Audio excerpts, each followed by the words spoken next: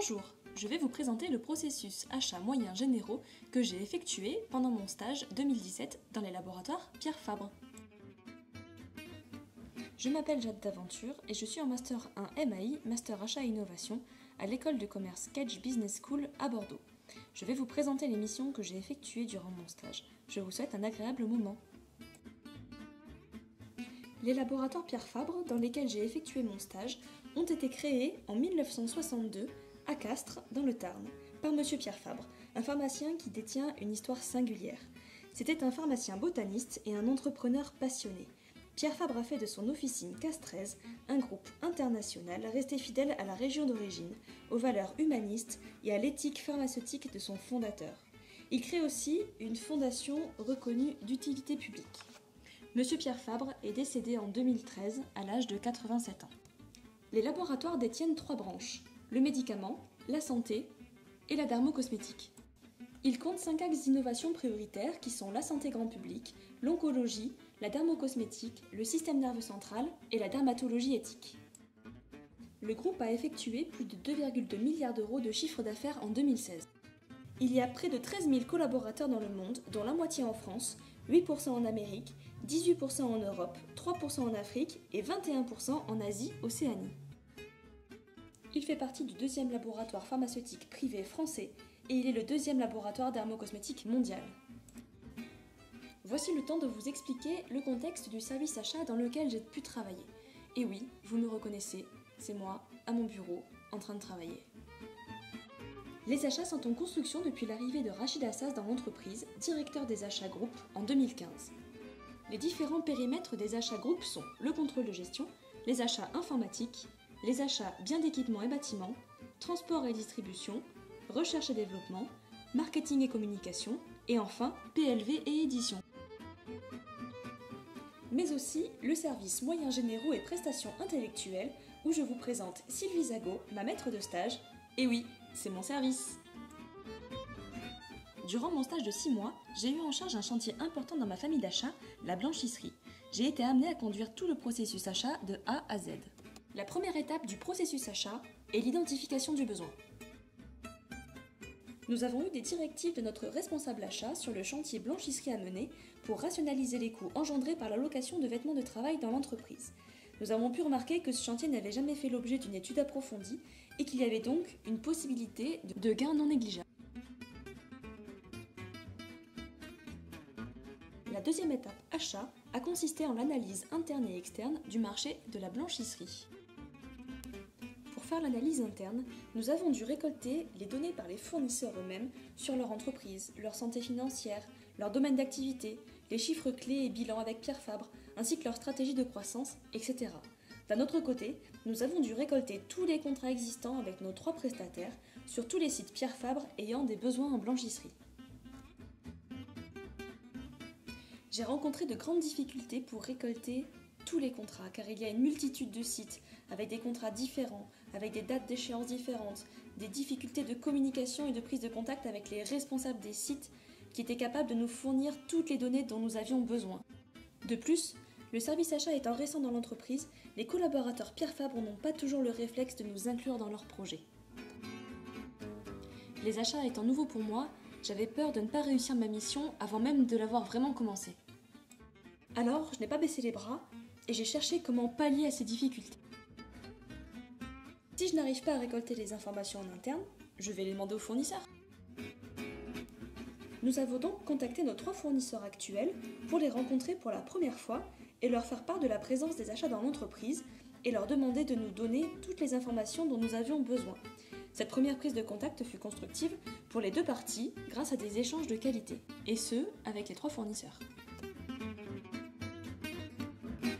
Après l'analyse interne et la rencontre des fournisseurs, j'ai effectué l'analyse du marché blanchisserie national et européen. Ainsi, mon étude de marché m'a permis d'avoir une vision plus globale. Nous avons également mis en place un premier entretien en face à face en présence des achats, Sylvie et moi, et le responsable des services généraux, qui s'appelle Jean-Charles Deforest et qui travaille avec nous sur ce chantier blanchisserie.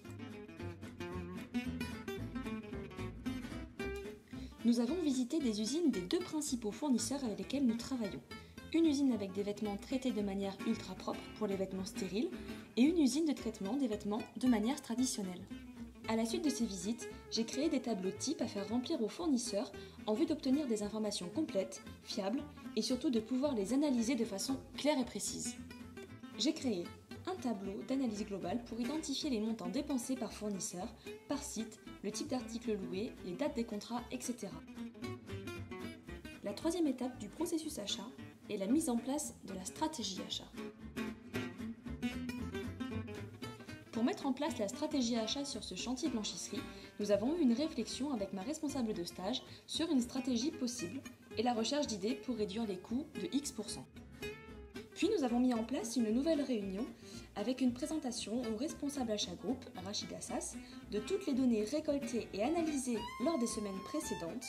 Et après de nombreux échanges, il nous a accordé et validé la stratégie achat finale que nous avons pu décider ensemble. Et c'était plutôt intimidant.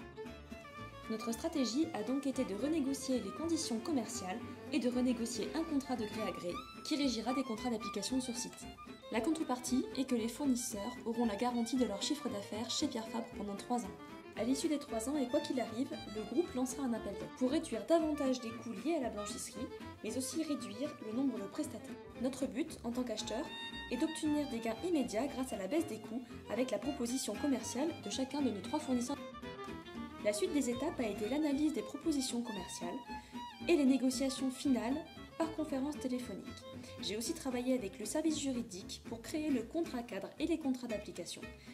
Enfin, il y a eu la signature des 2 parties. La 4e étape du processus achat est l'implémentation de la stratégie. Grâce à une stratégie étudiée en amont, nous avons pu mettre en place des améliorations internes. Par exemple, la mise en place du contrat cadre, qui va permettre de régir tous les contrats d'application, de pouvoir gérer le parc de vêtements et d'avoir un suivi, et ce sur tous les sites Pierre Fabre.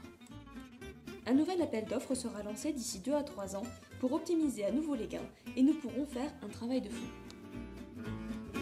En effet, notre but sera de rationaliser un maximum les vêtements de travail pour avoir des produits et des blouses standards afin de diminuer les coûts. Nous allons solliciter les experts métiers, c'est-à-dire les responsables des usines ainsi que les services généraux, pour les inciter à travailler avec les achats en collaboration pour obtenir des résultats qualitatifs. Les achats obtiendront donc des gains et les usines dépenseront moins d'argent. L'étape numéro 5 de la stratégie achat est le management de la stratégie. Pour pouvoir aboutir au management de la stratégie décidée, nous avons créé un outil de suivi de management avec des tableaux réutilisables pour un appel d'offres futur, ainsi que l'accord cadre qui sera appliqué avec les 3 fournisseurs. Les éléments à prendre en compte pour mener à bien ce projet sont comprendre le fonctionnement des usines de blanchisserie, l'aspect social, les normes à respecter, le mode de traitement qui en découle, les obligations des prestataires, les règles de change, les règles de passage pour les livraisons et la récupération des vêtements sales. Voici le résumé des étapes du processus achat que j'ai suivi durant mon stage et ma mission. Le schéma se découpe en 4 grandes parties. Le sourcing, la gestion relations fournisseurs, les améliorations internes et le management du risque. De plus, vous remarquerez les 5 étapes du processus achat que je vous ai présentées durant cette vidéo. Je tiens à remercier Sylvie Zago, ma maître de stage, acheteur senior, services généraux et prestations intellectuelles, pour son accueil, le temps passé ensemble et le partage de son expertise au quotidien. Je la remercie vivement de m'avoir fait confiance et de m'avoir laissé une réelle indépendance pour mener à bien ce chantier blanchisserie, mais également son sens de l'humour, son naturel et sa bonne humeur. Je souhaite également remercier Isabelle Dagneau, responsable des achats services généraux, avec qui j'ai travaillé seulement quelques semaines, Rachid Assas, directeur des achats groupe, qui a su m'intégrer dans son équipe non pas comme une stagiaire, mais comme une salariée à part entière. Florence Bonned, qui a repris le poste d'Isabelle Dagneau au mois de février. Jean-Charles Deforest, responsable des services généraux, l'expert métier avec qui j'ai échangé tout au long de ces 6 mois et avec qui nous avons eu des échanges réguliers. Et enfin, tous les collaborateurs Pierre Fabre avec qui j'ai eu l'occasion d'échanger, et plus particulièrement l'équipe du site du COS à Castres, avec qui j'ai passé d'excellents moments, au sein du travail, mais également en dehors, et à ces centaines de kilomètres courus ensemble. Et pour clôturer cette vidéo, je remercie Pierre-Jean Ferrando pour son aide précieuse, et ses talents de dessinateur, car je pense que vous l'aurez remarqué, ce n'est pas moi qui dessinais durant cette vidéo. Merci pour tout.